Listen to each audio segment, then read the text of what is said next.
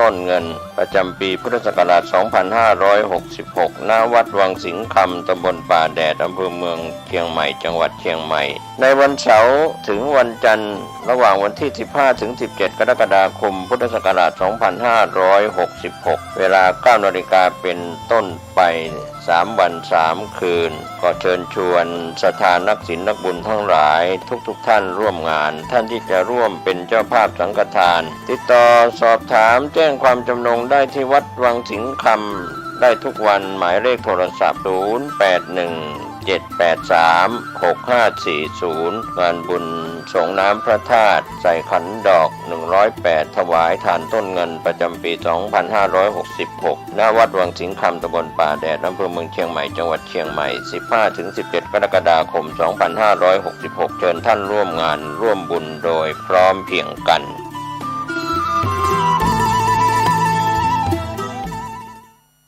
ข่าวสารประการประชาสัมพันธ์ประกาศ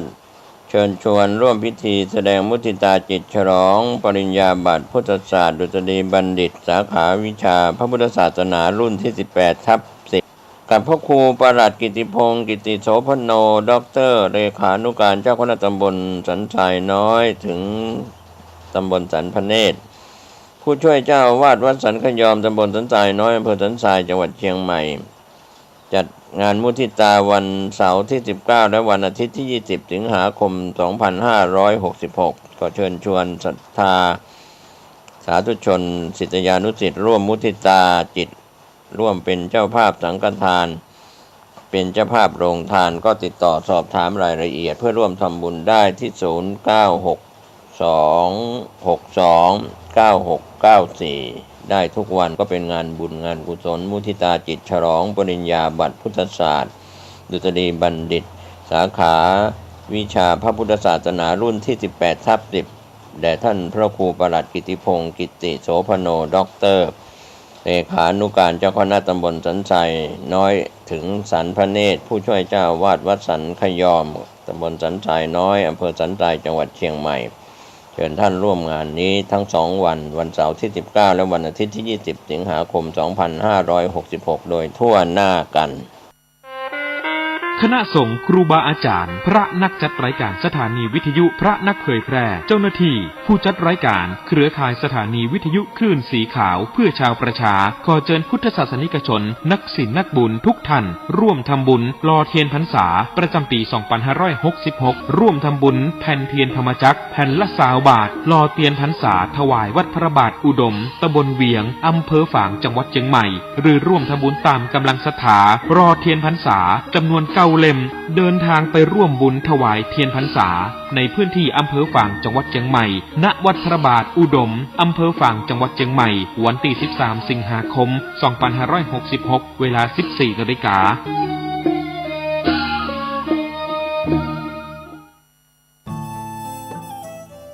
ท่านกำลังติดตามรับฟังสถานีวิทยุกระจายเสียงพระพุทธศาสนาแห่งชาติและสังคมคลื่นเพื่อการศึกษาพระพุทธศาสนาและวัฒนธรรมระบบ FM 104.5 เมกะเฮิรตซ์รายการต่อไปเป็นรายการคดีโลกคดีธรรมโทรศัพท์มือถือระบบ Android ดาวน์โหลดแอปพลิเคชันที่ชื่อว่าวิทยุพุทธศาสนาทั่วไทยติดตามรับฟังรายการนี้ได้ทุกวันหนึ่งท่านสามารถเปิดรับฟังรายการคดีโลกคดีธรรมได้5 เวลาแต่ละสถานีที่ออกอากาศนำไปออกอากาศต่างเวลากันสถานีที่มีอยู่ในแอปพลิเคชันดังกล่าว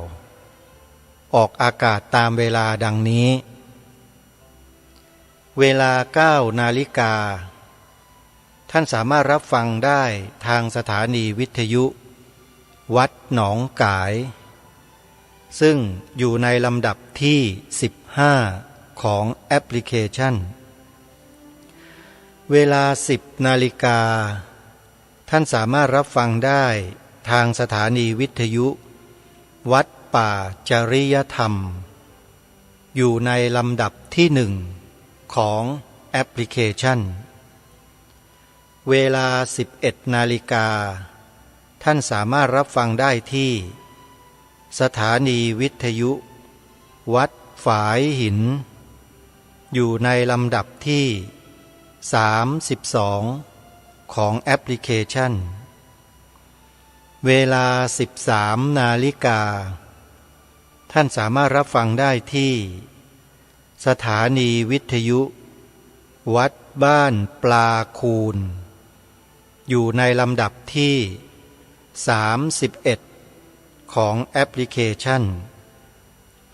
และในช่วงกลางดึกตีหนึ่งท่านยังสามารถรับฟังได้อีกที่สถานีวิทยุวัดฝายหินขอกราบขอบพระคุณผู้อำนวยการสถานีวิทยุทุกรูปนะครับที่ได้เอื้อเฟื้อพื้นที่ทางอากาศให้กับรายการคดีโลกคดีธรรมได้นำข่าวสารสาระที่เป็นประโยชน์ต่อส่วนรวมมานำเสนอต่อท่านผู้ฟังทางบ้านและขออนุโมทนาบุญกับญาติธรรมญาติโยมสาธุชนผู้ฟังทุกท่านที่มีความตั้งใจติดตามรับฟังข้อมูลข่าวสารที่ทางรายการนำมาเสนออย่างต่อเนื่องทำให้หลายๆท่านนั้นมีความเข้าใจต่อสถานการณ์ที่เป็นไปในปัจจุบันและอนาคตหรือที่ผ่านมาในอดีตได้ดียิ่งขึ้นแล้วก็ไม่ตกหลุมพรางของฝ่ายตรงข้ามกลายเป็นพวกเขาแล้วหันมาทำลายกันเองขอแสดงความยินดีกับทุกท่านด้วยที่ไม่ตกเป็นเหยื่อของคนเหล่านั้นในวันนี้จะไม่ให้เป็นการเสียเวลาไปติดตามรับฟังพระอาจารย์วิทยากิจจาวิชโชต่อเนื่องจากเมื่อวานนี้ให้จบวันนี้เหลืออีกประมาณ40 นาทีไปติดตามรับฟังพร้อมๆกันได้ณบัดนี้ครูบาอาจารย์อย่างนี้ไปงมเข็มหาก็หายากอยู่นั้นบรรดาพระที่เข้าไปศึกษาในวัดป่าบ้านตาดเขารู้ดีเขาถึงเคารพถึงขนาดเรียกว่าพ่อแม่ครูอาจารย์เพราะมาจากวัดป่าบ้านตาดนี่แหละคำว่าพ่อแม่ครูอาจารย์เนี่ยองค์หลวงตาท่านเรียกหลวงปู่มั่นก่อนก็เรียกพ่อแม่ครูอาจารย์หลวงปู่ลีก็เรียกหลวงตาว่าพ่อแม่ครูอาจารย์พระวัดป่าบ้านตาดก็เรียกตามหลวงปู่ลีเรียกตามที่ท่านเรียกหลวงปู่มั่นก็เรียกพ่อแม่ครูอาจารย์พอลูกศิษย์เรียกหลวงตาเป็นพ่อแม่ครูอาจารย์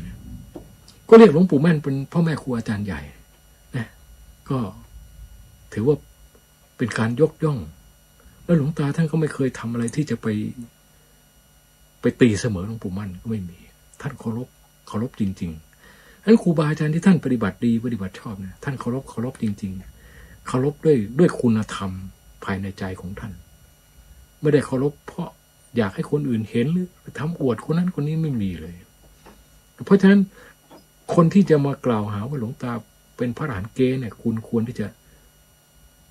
หันสติปัญญากลับเข้าไปดูตัวเองดีกว่านะมันจะได้ไม่เป็นบาปเป็นกรรมหนักหนาสาหัสเกินไปไม่มีประโยชน์อะไรหรอกตอนที่หลวงตาอยู่ทำไมคุณไม่กล้าพูดฮะตอนที่หลวงตาอยู่ทำไมคุณไม่กล้าพูดมาพูดตอนที่ท่านสิ้นไปแล้วไม่มีประโยชน์อะไรหรอกแต่จะไม่ต้องไปกลัวว่าลูกศิษย์หลวงตาจะไปลุมถล่มทลายคุณโอ้ยเขาไม่ให้ค่าคุณขนาดนั้นหรอกเขาไม่ให้ความสำคัญอะไรคุณขนาดนั้นคำพูดของคุณมันจะมีคนเชื่อสักกี่คนไม่มีใครเขาเชื่อหรอกมีแต่เขาสมเพศเวทนาโอ้ยอย่างที่บอกนะมีกิเลสอยู่เต็มหัวสำคัญตัวเองเป็นพระอรหันต์นี่ก็ถือว่าแย่มากแล้วนะแค่นั้นยังไม่พอยังอุตส่าห์ไปละลานพระอรหันต์แท้ๆไปสำคัญพระอรหันต์แท้ๆว่าเป็นพระอรหันต์เกณฑ์โอ้ยไม่รู้จะร้องเพลงอะไรนะถ้าพูดภาษาโลกไม่รู้จะร้องเพลงอะไรมึงทำไมไม่ดูเงาหัวตัวเองบ้างว่าเงาหัวมันยังมีอยู่หรือเปล่ามาพูดแบบนี้นะ ไม่เกิดประโยชน์อะไร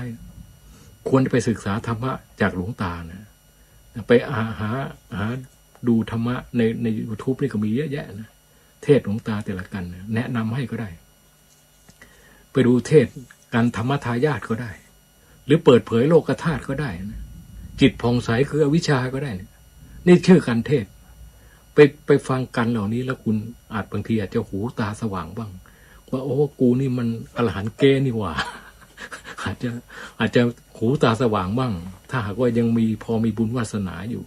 นะเพราะฉะนั้นผู้ที่เป็นพระอรหันต์ไม่ได้หมายความว่ามาปฏิบัติทำความเพียรแล้วมันก็จะสำเร็จอรหันต์ได้ต่อให้ขยันหมั่นเพียรยังไงก็ตามถ้าคุณสร้างบารมีมายังไม่ถึงไม่มีทางสำเร็จหรอกพระพุทธเจ้าตรัสเอาไว้บรรดาสาวกทั้งหลายเนี่ยสร้างบารมีให้สำเร็จอรหันต์ก็ต้องใช้เวลาถึง100,000 กับ100,000 กับเป็นสาวกธรรมดานะถ้าปรารถนาจะเป็นพระอัครสาวกเนี่ยต้อง1 อสงไขย1 อสงไขยกับเศษอีก100,000 กับถึงจะสำเร็จบารมีเต็มเพราะฉะนั้นระยะเวลามันถูกกำหนดเอาไว้หมดแล้วพุทธเจ้าพยากรณ์ไว้หมดแล้วถ้าปรารถนาเป็นพระพุทธเจ้าพระประเภทปัญญาธิกะนี่ก็ต้อง20 อสงไขยเศษ100,000 มหากัปก็ถึงจะบารมีเต็มกำหนดไว้แล้วนั้นถ้าว่าสร้างบารมีมายังไม่ถึงที่เนี่ยทำความเพียรขนาดไหนมันก็ยังบรรลุธรรมไม่ได้มันก็ได้แต่เป็นอินทรีย์บารมีที่แก่กล้ายิ่งขึ้นไปก็แก่กล้าไปเรื่อยนะทุกชาติทุกภพทุกชาติเราเกิดมาเราก็สร้างบารมีของเราไปบารมี10 ทัศนะมันก็มีบารมีต้นขั้นต้น10ขั้นกลาง10แล้วก็ขั้นปรมัตถ์10ทานณบารมีศีลบารมีเนกขมะบารมีปัญญาบารมีวิริยะบารมีขันติบารมีสัจจะบารมีอธิษฐานบารมีเมตตาบารมีอุเบกขาบารมีเนี่ยทั้ง10 ประการนี้ต้องสร้างบารมีให้เต็ม30 ทัศนะไม่ใช่ง่ายนะเพราะฉะนั้นการที่จะมาบรรลุอรหันต์เนี่ยมันไม่ใช่ของเล่นคือต้องบารมีเต็มมาแล้วชาตินี้ก็ชาติสุดท้ายนี่ก็มาเสวยผลท่านถึงบอกว่าผู้ที่มีนิสัยของอรหัตมรรคฝังมาอยู่ในขันธสันดานนะถ้ายังไม่บรรลุอรหัตผลตราบใดเนี่ยคนนั้นตายไม่ได้ในนิทานธรรมบทก็เยอะแยะไปตายไม่ได้เพราะถ้าว่าคุณสร้างบารมีมาไม่เต็มเนี่ยอรหัตมรรคมันก็ไม่มาด้วยเมื่ออรหัตมรรคไม่มาด้วยเนี่ยคุณทำความเพียรเข้าไปเท่าไหร่มันก็ยังบรรลุธรรมไม่ได้จนกว่าบารมีมันเต็มนะเป็นชาติสุดท้ายก็ถึงจะมีอรหัตมรรคฝังมาในดวงจิตพระอริยบุคคลทุกขั้นก็เช่นเดียวกันท่านบอกว่าพระโสดาบันมีความเกิดเบื้องต้นไม่เกิน7 ชาติไม่ได้หมายความว่าคุณสร้างบารมีมานิดหน่อยแล้วพอคุณบรรลุพระโสดาบันปั๊บภพชาติของคุณย่นลงมาเหลือ7 ชาติไม่ใช่อย่างนั้นคุณก็ต้องสร้างบารมีไปจน100,000 กับเหมือนกันจนกระทั่งว่าภพชาติของคุณมันเหลือ7 ชาติถึงจะได้บรรลุพระโสดาบันเนี่ยไม่ใช่ว่าความเป็นพระโสดาบันมันมาย่นภพชาติให้เรานะเราต้องสร้างบารมีจนกระทั่งมันถึงการอันควรแก่การที่จะได้โสดาพระโสดาบันมันก็ถึงได้พระโสดาบันเนี่ยแม้กระทั่งพระพุทธเจ้ามาตรัสรู้ก็เช่นเดียวกันท่านต้องสร้างบารมีด้วยลำพังองค์ท่านเองทั้งนั้นไม่มีโชคช่วยหรอกไม่มี20 อสงไขย100,000 กับ7 อสงไขยแรกคิดอยู่ในใจว่าจะเป็นพระพุทธเจ้าสักพระองค์7 อสงไขยเวียนเกิดเวียนตายไปเถอะคิดอยู่อย่างนี้เพื่อย้ำให้แน่ใจว่าใจนี้ไม่เปลี่ยนนะ7 อสงไขยคิดที่จะเป็นพระเจ้าสักพระองค์หนึ่งเวียนตายเวียนเกิดไป7 อสงไขยถ้าคุณทำไม่ได้คุณก็ลาพุทธภูมิไปเป็นผู้ที่ปรารถนาพุทธภูมิเยอะมากแต่ผู้ที่จะผ่านไปได้เนี่ยนิดเดียวนะ7 อสงไขยทดสอบคุณก่อนบารมีขั้นต้นผ่านไหม ถ้าผ่านก็เข้าถึงบารมีขั้นกลางขั้นกลางนี่คือเอ่ยปากบอกผู้คนเราปรารถนาที่จะเป็นพระพุทธเจ้าสักพระองค์ในอนาคตการข้างหน้าเอ่ยปากเอ่ยวาจาบอกผู้คนแล้วก็สร้างบารมีเวียนตายเวียนเกิดไปอีก9อสงไขยอสงไขยก็กลับนับไม่ได้นะ9ครั้งเรียกว่า9อสงไขยก็สร้างบารมีไปนี่เป็นเครื่องทดสอบถ้าถึง9อสงไขยไม่ลาพุทธภูมิไปก่อนก็ได้ชื่อว่าบารมีขั้นกลางเต็มจากนั้นถึงจะได้พุทธพยากรต้องได้พุทธพยากรจากพระพุทธเจ้าพระองค์ใดพระองค์หนึ่งนะพยากรว่าผู้นี้จะได้สำเร็จเป็นพระพุทธเจ้าชื่อนั้นณสถานที่นั้นมีพุทธบรรดาพุทธบิดาชื่อนั้นมีอัครสาวกซ้ายขวาชื่อนั้นมีพุทธประถากชื่อนั้นได้รับพุทธพยากรนี่เรียกว่าเป็นนิยโตโพธิสัตว์เที่ยงที่จะได้ตรัสรู้เป็นพระพุทธเจ้าไม่ใช่เพียงแค่นั้นยังต้องสร้างบารมีไปอีก4 อสงไขยเศษแสนมหากัปที่เรียกว่าเป็นปรมัตถบารมีขั้นนี้ต้องสละชีวิตบูชาธรรมได้ก็ถึงจะผ่านนะ4 อสงไขยเศษแสนมหากัปสร้างบารมีอย่างเดียวเลยเอาตายเขาว่าทุกชาติเลยบารมีถึงจะเต็มจากนั้นก็จะรอระยะเวลาอันควรก็จึงมาตรัสรู้เป็นพระพุทธเจ้านี่เราพระปัญญาธิกะนะถ้าเป็นพระสัทธาธิกะเนี่ยเอา2 คูณเป็น40 อสงไขยเศษแสนมหากัปถ้าเป็นพระวิริยาธิกะเอา4 คูณ80 อสงไขยเศษแสนมหากัป20 40 80กับเศษแสนมหากัปนี่คือพระพุทธเจ้าแต่ละพระองค์เพราะสิ่งที่พวกเราเห็นในความเป็นพระพุทธเจ้าเนี่ยไม่มีอันไหนที่ท่านได้มาฟรีๆนะโอ้โหต้องลงทุนลงแรงเอาตายเข้าว่าทั้งนั้นเลยแม้กระทั่งมหาบุรุษลักษณะ32ประการแต่ละอันนี้ท่านก็สร้างมาทั้งนั้นอนุปยัญชนะ80ฉัพพนรังสีสร้างมาทั้งหมดเลยไม่มีอะไรได้มาเพราะโชคช่วยไม่มีนั้นเราเห็นใจพระพุทธเจ้าไหมเห็นในน้ำพระทัยของผู้ที่จะมาเป็นพระพุทธเจ้าแต่ละพระองค์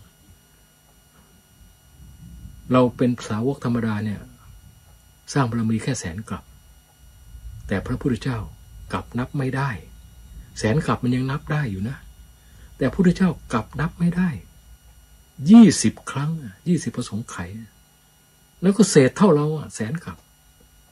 ก็ลองคิดดูสิเรา100,000 กลับเราสำเร็จอรหันต์ได้แล้วแต่พระพุทธเจ้าแค่เศษนิดเดียวยังต้องอีก20 อสงไขยเพราะฉะนั้นมันเย้ายวนใจแค่ไหนล่ะสร้างบารมีไปเรื่อยๆถ้าเมื่อไหร่ลาพุทธภูมิเมื่อนั้นก็บรรลุอรหันต์ได้ทันทีเลยเพราะ100,000 กลับมันเต็มแล้วแต่ท่านไม่ยอมความมุ่งมั่นที่จะลื้อขนสัตว์โลกให้พ้นจากทุกข์มันมีกำลังกล้าในพระพุทธเจ้ามีพระเมตตาอันล้นฝั่งที่อยากที่จะช่วยเหลือสัตว์โลกให้พ้นจากทุกข์ก็ตะบี้ตะบันสร้างบารมีต่อไป100,000 กลับแล้วไม่แล้วสร้างบารมีต่อไปจนถึง7 อสงไขย100,000 กลับ7 อสงไขยบารมีขั้นต้นถึงได้เต็มแล้วก็ยังไม่แล้วอีกถ้าย่อท้อนิดเดียวนะถอยจิตนิดเดียวโอ้ยมันยากเหลือเกินอีกนานเหลือเกินกว่าจะได้เป็นพระเจ้าไม่ไหวแล้วเราขอถอนความปรารถนาดีกว่าเข้านิพพานเสียวันนี้เถิดฟังเทศพระเจ้าครั้งเดียวประโยคเดียวก็พุทโธตัวเดียวก็สำเร็จอรหันต์เข้านิพพานแล้วเห็นไหมมันเย้ายวนใจเพราะฉะนั้นผู้ที่จะว่ายน้ำข้ามโอคาสงสารจนถึงฝั่งสำเร็จเป็นพระพุทธเจ้าได้มันยากเย็นแสนเข็ญมันทรมานที่จะต้องเอาชนะใจตัวเองอย่างเดียวเอาชนะใจตัวเองอย่างเดียวแล้วก็ไม่ได้เพื่อประโยชน์ตนเพื่อช่วยเหลือผู้อื่นถ้าเพื่อประโยชน์ตนเนี่ยแค่100,000 กลับสำเร็จอรหันต์นี่เรียกว่าส่วนตัว แต่เป็นพระพุทธเจ้าก็เหมือนกับไม่ได้สร้างเรือเพื่อที่จะให้ตัวเองข้ามน้ำเพียงคนเดียวนั่นสาวกแต่พระพุทธเจ้าต้องสร้างเรือลำใหญ่เพื่อที่จะลื้อขนสัตว์โลกให้ข้ามน้ำแม่น้ำคือโอคาสงสารนี้ถึงฝั่งพระนิพพานไปด้วยกันต้องสร้างเรือลำใหญ่กว่าขนคนสัตว์ไม่มีประมาณท่านถึงต้องลำบากถึง20 ประสงค์ไขเศษแสนมหากรัมเราฟังคำพูดนี้บางทีเรามองภาพไม่ออกว่ามันคือขนาดไหนล่ะไอ้20 ประสงค์ไขเศษแสนมหากรัมท่านก็อุปมาเปรียบเทียบเอาไว้ให้ว่ากับนึงเนี่ยมันขนาดไหนเราเคยพูดหลายครั้งเทศทีไรก็ต้องพูดถึงเพราะมันซึ้งในความพยายามของพระผู้มีพระภาคเจ้าเทศไปก็น้ำตาจะไหลออกเพราะมันซาบซึ้งในพระเมตตาอันเต็มเปี่ยมของพระองค์มันไม่มีใครที่จะมีจิตยิ่งใหญ่ได้ขนาดนี้ทำเพื่อผู้อื่นได้ขนาดนี้ไม่มีกับหนึ่งเนี่ยท่านอุปมาเหมือนกับภูเขาหินล้วนๆลูกหนึ่งสูง1 โยชน์กว้าง1 โยชน์ยาว1 โยชน์ภูเขาหินล้วนๆเลยนะโยชน์หนึ่งก็ประมาณ16 กิโลท่านพูดโดยอุปมา16 กิโลถ้าไม่พูดโดยอุปมามันก็ไม่รู้จะพูดว่าอย่างไงว่าเวลานานเท่าไหร่มันถึงเรียกว่า1 กับท่านก็บอกว่ากับนึงเนี่ยถ้าพูดเป็นตัวเลขเนี่ยเอา1ตั้งแล้วเอา0เติมเข้าไป120 ตัวถึงเรียกว่า1 กับแล้วมันอ่านเป็นภาษาไหมล่ะไม่รู้ความหมายนะ1แล้วเอา0เติมเข้าไป120 ตัวคุณจะอ่านว่ายังไงอ่านไปก็ไม่รู้เรื่อง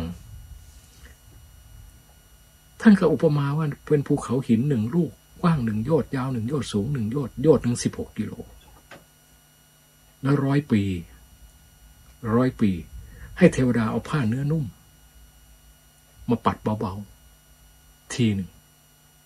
100 ปีให้เทวดาเอาผ้าเนื้อนุ่มมาปัดเบาๆทีหนึ่งปัดจนกระทั่งภูเขาหินลูกนี้ราบเป็นหน้ากลองนั่นเวลา1 กับแล้วก็ยังสำทับอีกมีแต่มากกว่านั้นไม่มีน้อยกว่านั้นเนี่ย1 กับลองคิดดูก็แล้วกันมันนานแค่ไหน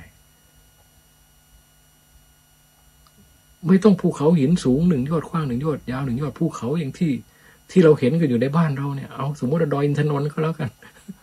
นะมันยังสูงไม่ถึงโยชน์หรอกดอยอินทนนท์เนี่ยสูงกี่เมตรก็ไม่รู้กิโลนึงถึงหรือเปล่าใช่ไหมแล้วก็ไม่ต้องเอาผ้าเนื้อนุ่มหรอกเอาแบ็คโฮไปขุดเลยรถแบ็คโฮไปขุดเลยแล้วไม่ต้อง100 ปีขุดทีนึงหรอกขุดแม่งทุกวันคุณลองขุดให้ภูเขาลูกนี้มันราบไปหน้ากลองดูสิใช้เวลาเท่าไหร่เผลอ100 ปียังไม่ได้ไปถึงไหนเลยแบ็คโฮมันพังก่อนก็เรียกแบ็คโฮใช่ไหมแบ็คโฮมันพังก่อนพังก็เอาคันใหม่มาขุดต่อยยังไม่รู้มันจะจบเมื่อไหร่นะเนี่ยคิดง่ายๆแค่นี้แหละอันนี้ท่านให้100 ปีเอาผ้าเนื้อนุ่มแล้วบังคับให้ปัดเบาๆนะปัดจนกระทั่งภูเขาหินลูกนี้มันราบเป็นหน้ากลองเนี่ยมันนานขนาดไหนนั่น1 กับอย่างนี้นับไป2 กับ3 กับจนถึง100,000 กับเนี่ยเราสร้างบารมีไปทุกภพทุกชาตินานขนาดนี้ถึงจะได้สำเร็จพระอรหันต์สาวกคือต้องได้ยินได้ฟังก่อนถึงจะบรรลุธรรมได้ถ้าเป็นอัครสาวกเพิ่มอีก1 อสงไขยอย่างพระสารีบุตรพระโมคคัลลาเนี่ยสร้างบารมี1 อสงไขยเศษ100,000 มหากรัมบารมีเต็มถ้าเป็นพระปัจเจกพุทธเจ้ามากกว่าพระสารีบุตรเพิ่มไปเป็น2 อสงไขยเศษ100,000 มหากรัมบารมีจึงเต็มนะพระปัจเจกพุทธเจ้าส่วนพระพุทธเจ้านั้นตายตัวเลย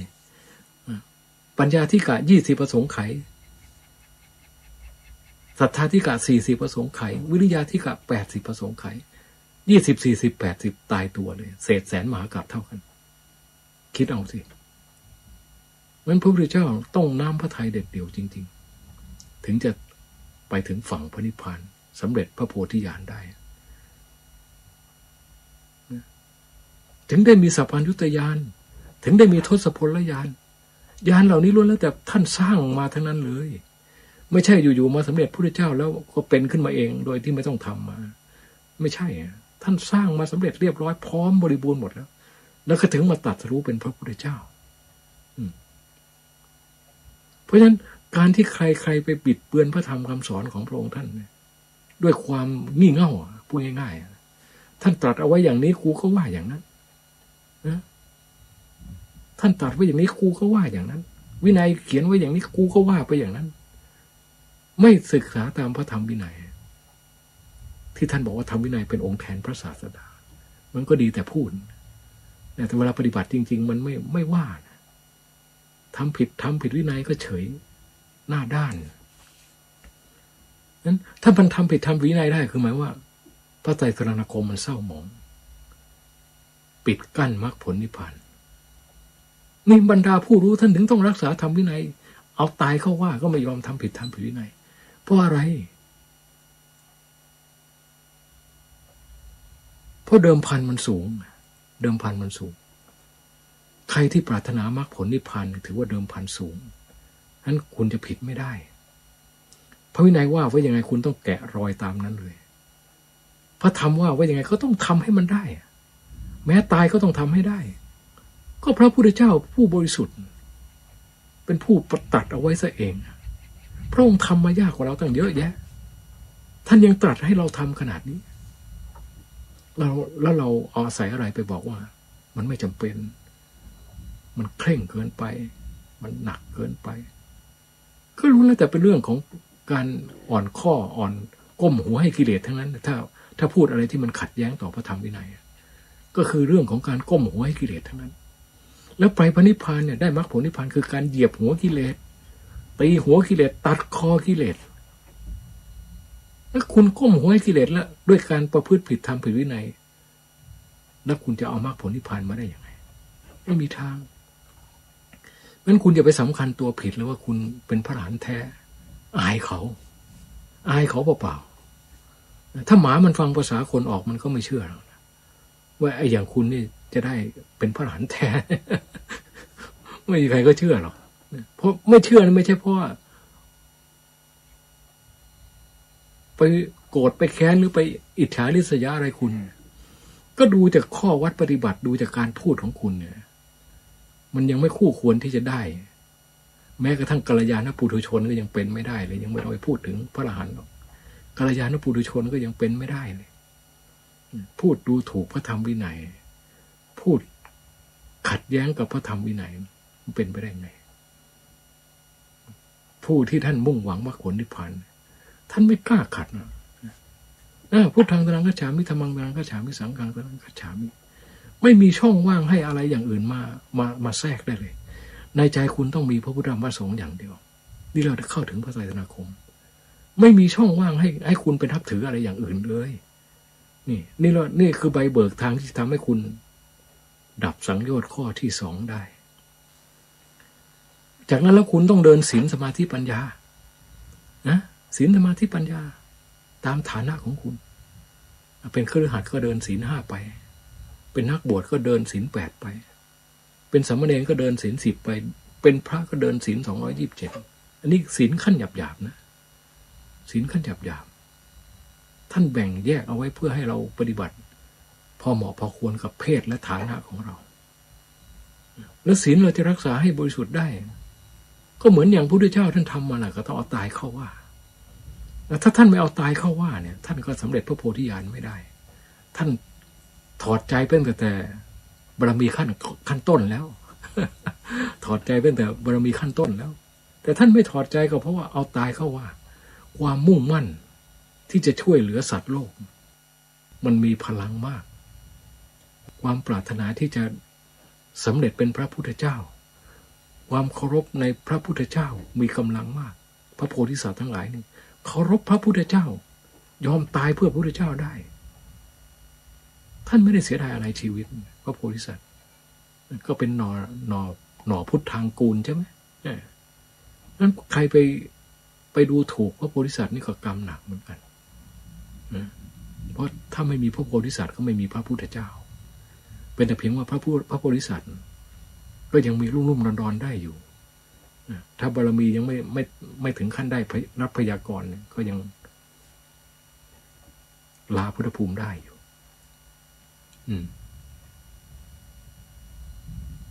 เพราะเราอยู่ในภูมิสาวกอยู่ในภูมิสาวกเราก็ต้องปฏิบัติยึดถือพระธรรมวินัยเป็นเส้นบรรทัดไม่มีเบี่ยงเบนเพราะเดิมพันเราสูงไงถ้าคุณบวชมาแล้วคุณไม่สนใจที่จะหลุดพ้นหรือจะสนใจที่จะได้มรรคผลนิพพานอะไรเรียกว่าไม่มีเดิมพันก็ลองดูครับนักมวยต่อยกันถ้าไม่มีเดิมพันนี่ความหมายนะ ใช่ไหมไม่มีเดิมพันนี่ไม่มีความหมายอาจจะไม่ซ้อมก็ได้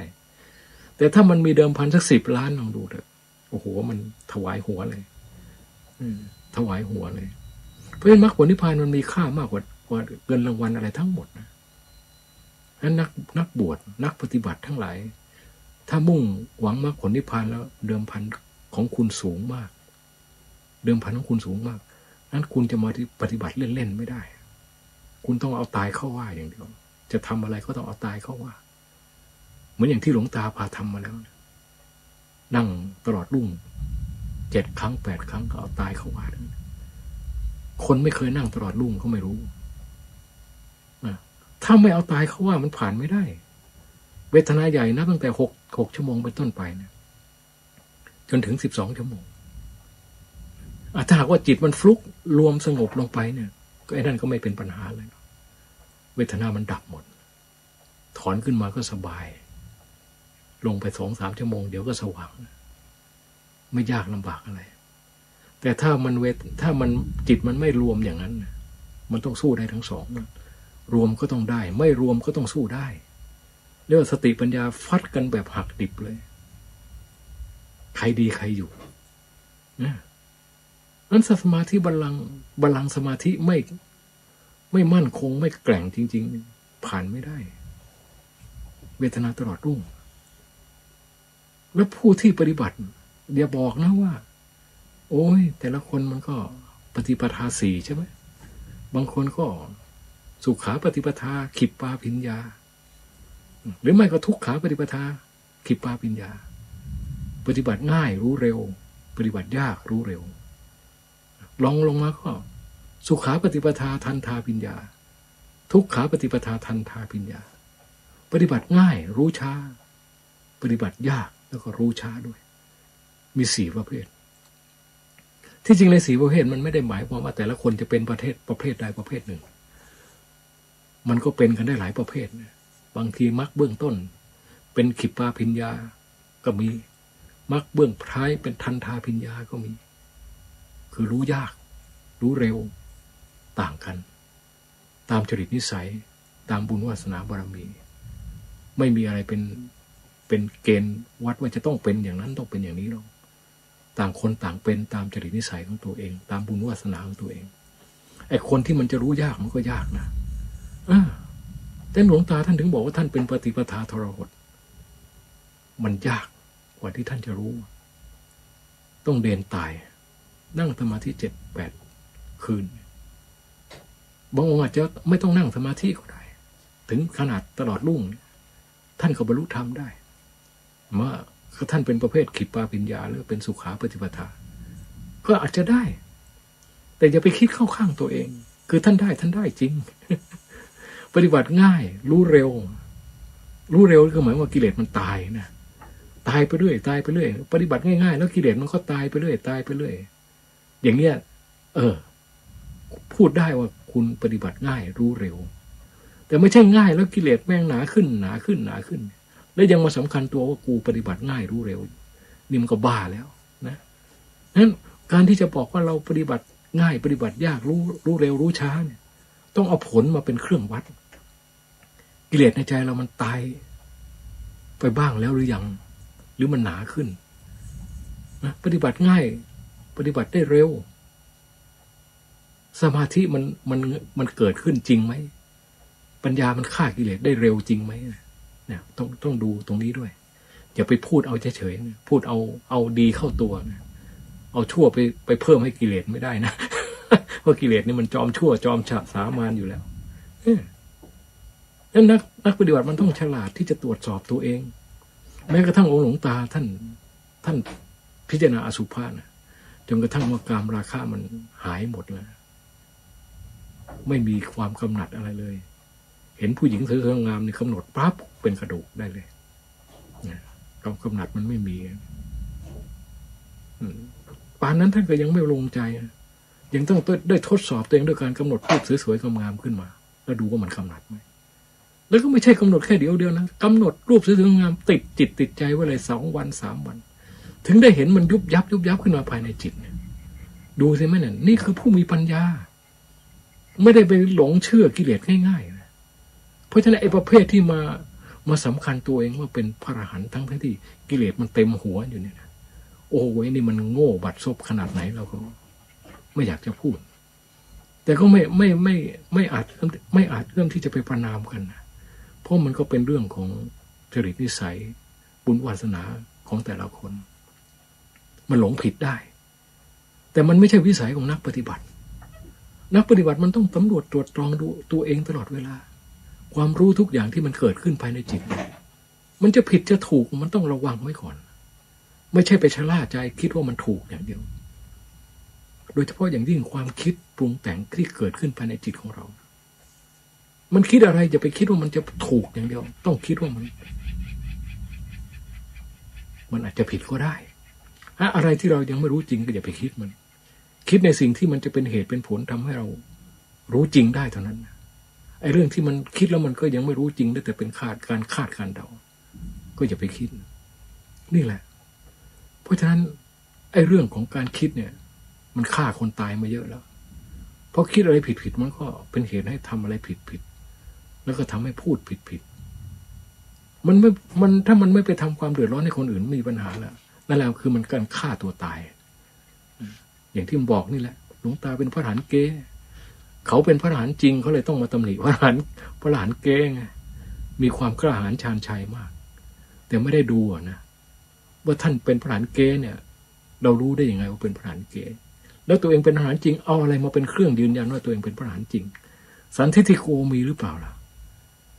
กิเลสมันตายไปตอนไหนล่ะตายไปด้วยเพราะปัญญาประเภทไหนเพราะเหตุอะไรสถานที่ไหนเวลาไหนถ้ามันเป็นพระอรหันต์จริงเนี่ยมันบอกได้หมด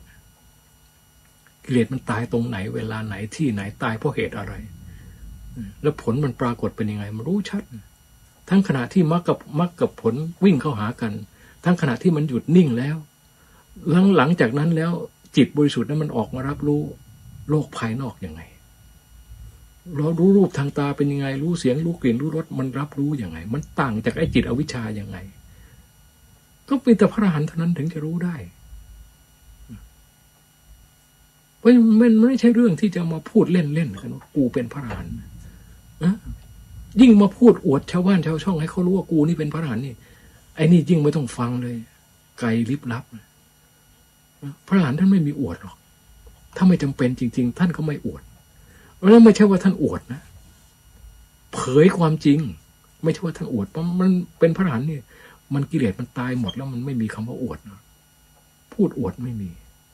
นอกจากพูดไปตามความจำเป็นหรือเหตุผลที่ควรจะพูดท่านก็ถึงพูดอย่างหลวงตาท่านประกาศตัวเป็นพระอรหันต์เนี่ยบางคนก็ตำหนิติเตียนแต่ท่านนั่นก็เป็นเพราะว่าท่านทำประโยชน์เพื่อประเทศชาติท่านก็ต้องพูดเพื่อให้คนที่มันไม่รู้ให้มันรู้ว่าท่านเป็นพระประเภทไหนมันจะได้ไม่ไปกล่าวประมาทท่านให้เป็นบาปเป็นกรรมท่านพูดเพื่ออย่างนี้ต่างหากเพื่อประโยชน์ของคนส่วนใหญ่ท่านถึงต้องพูดเพื่อให้รู้จะได้ไม่มาประมาทท่านให้เป็นบาปเป็นกรรมการพูดจาจาบจ้วงประมาทพระอรหันต์นี่มันกรรมหนักนะกรรมหนักท่านก็ขั้นหนึ่งก็ต้องระมัดระวังบรรดาพระริยเจ้าทั้งหลายก็เหมือนกันท่านไม่ทำอะไรที่จะเป็นเหตุให้คนมาพูดจาประมาทท่านหรอกท่านเก็บเงียบหมดหลวงตาท่านบรรลุพระอรหันต์ตั้งแต่พรรษา16อายุ36ท่านไม่เคยประกาศอะไรให้กระโตกกระตากให้ใครรู้เลยนอกจากเทศไอ้เทศนี่มันปิดกันไม่ได้นะเพราะเมื่อถึงจุดที่มันเนื้อธรรมมันต้องแสดงมันก็ต้องแสดงไปตามภูมิจิตภูมิธรรมผู้ที่ท่านเป็นอัตเป็นธรรมเนี่ยท่านพูดธรรมะมันจะไล่ลำดับไปเรื่อยเป็นขั้นเป็นตอนของธรรม ตั้งแต่ทำขั้นหยาบไล่ไปเรื่อยถึงขั้นกลางขั้นละเอียดจนถึงที่สุดแห่งธรรมก็เป็นอนุตตินี่คือผู้มีธรรมท่านเทศน์ไปฟังดูเถอะแต่ละการที่หลวงตาเทศน์ไล่ไปตั้งขั้นพื้นๆแล้วค่อยสูงไปเรื่อยจนยุติท่านไม่เทศน์แบบวกไปวนมาเอาทำขั้นสูงมาตีขั้นต่ำเอาทำขั้นต่ำไปตีขั้นปุถุชนอะไรอย่างเงี้ยไม่มีนะสังเกตมันเทศน์มั่วเอาทำขั้นอริยะไปตีขั้นปุถุชนอย่างเงี้ยหรือเอาทำขั้นพระอรหันต์มาตีขั้นพระโสดาบันเนี่ยมันแสดงมันยังไม่รู้ลำดับของภูมิจิตภูมิธรรมเลยถ้าผู้มีภูมิจิตภูมิธรรมไม่เทศวกไปวนมาจับต้นชนปลายไม่ได้ไม่มีอย่างนั้นผู้รู้ทั้งหลายท่านฟังเทศท่านฟังออกไอ้ผู้ไม่รู้มันก็เทศมั่วไปดีแต่จะมาเทศอวดว่าตัวเองเป็นพระอรหันต์พระอรหันต์จริงๆท่านกลับไม่พูด ท่านพูดแต่เนื้อธรรมแล้วก็พูดเท่าที่มันมีเหตุอันควรพูดด้วยแล้วก็พูดภูมิธรรมให้มันเหมาะสมกับผู้ฟังด้วยไม่ใช่ผู้ฟังปฏิบัติงูปลาเดี๋ยวเอาธรรมข้าอรหันต์มาพูดนี่เรียกว่าพูดธรรมไม่สมควรแก่ธรรมนี่หลวงตาท่านบอกไว้หมดนะที่พูดมานี่คือพูดตามที่หลวงตาท่านพูดท่านเทศท่านบอกท่านสอนเอาไว้เรานี่ฟังเก็บมาทุกระเบียดนิ้วเพียงบอกว่าเราเดิมพันสูงไงเราพูดจริงๆผู้ที่มีเดิมพันสูงคือหวังมรรคผลนิพพานนี่ไม่ทำเล่นหรอกกูทำอะไรกูเอาจริงเอาตายเข้าว่าลูกเดียวนะไม่มีช่องว่างให้มีอะไรทำเล่นๆนะไม่มี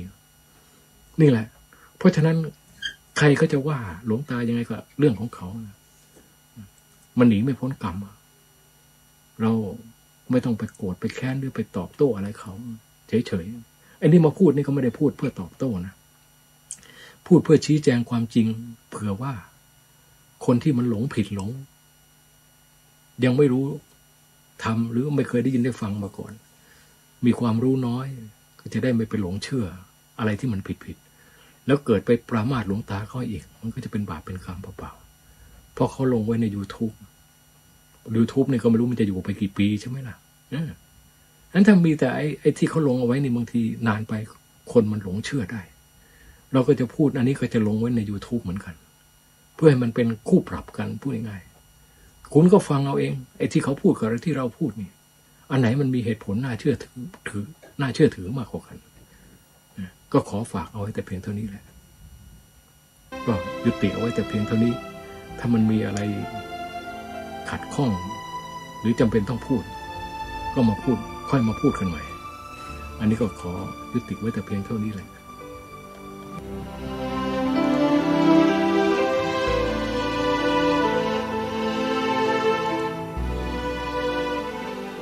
ท่านสาธุชนผู้ฟังทุกท่าน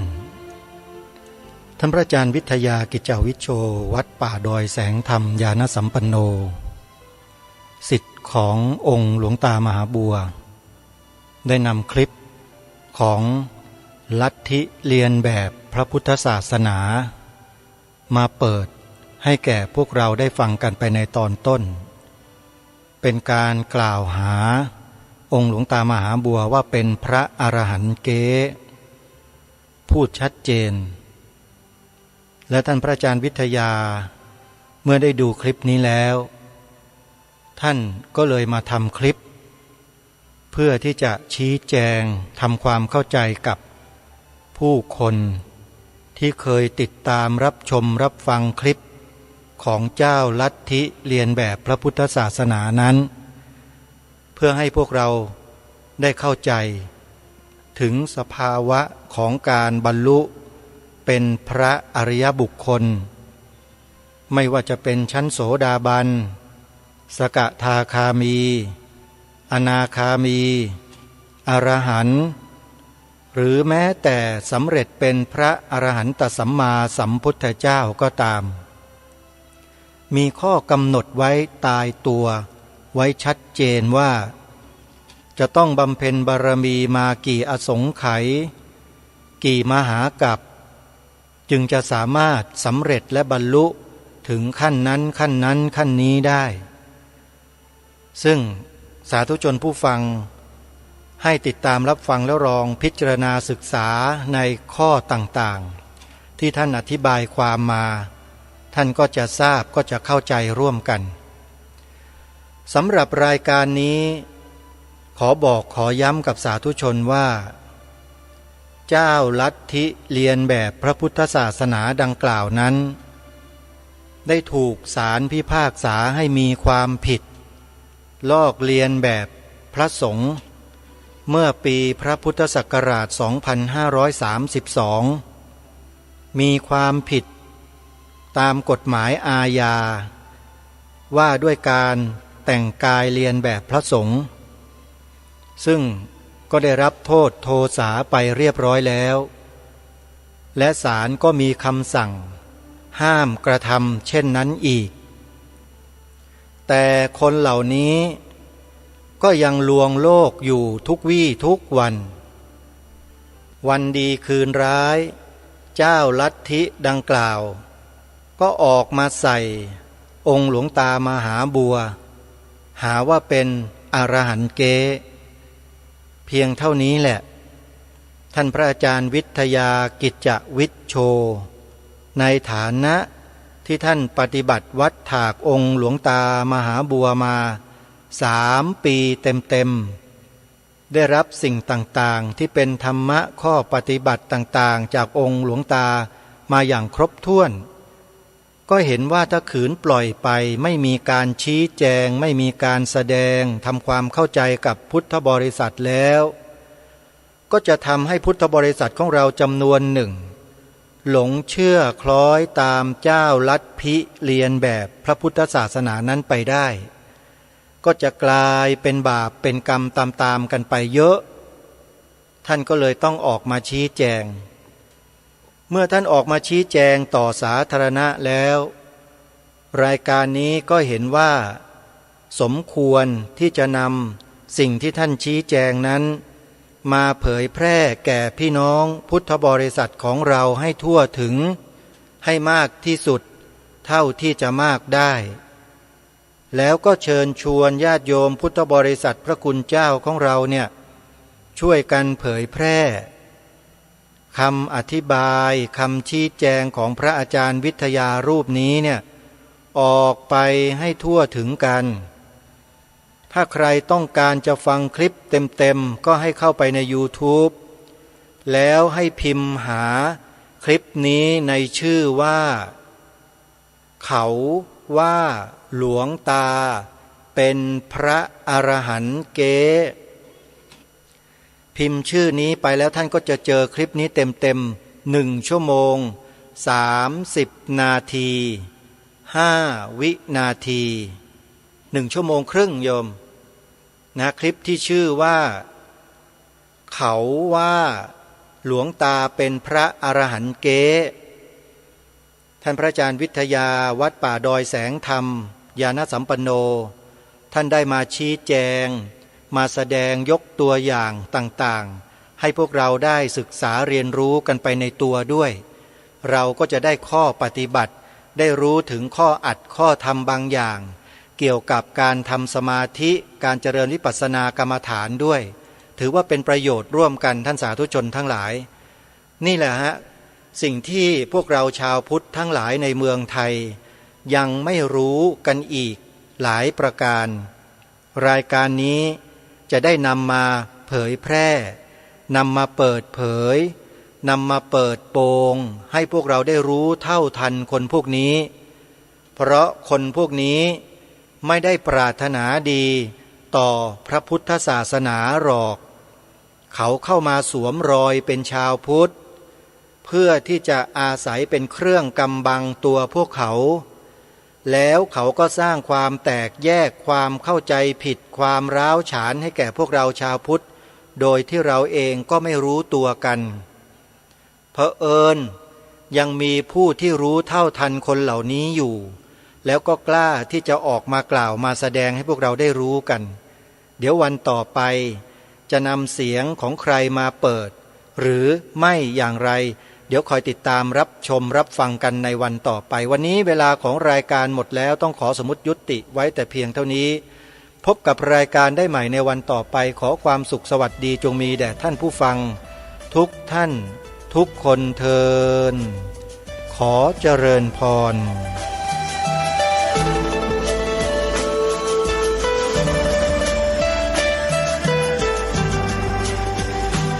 ล้าคิด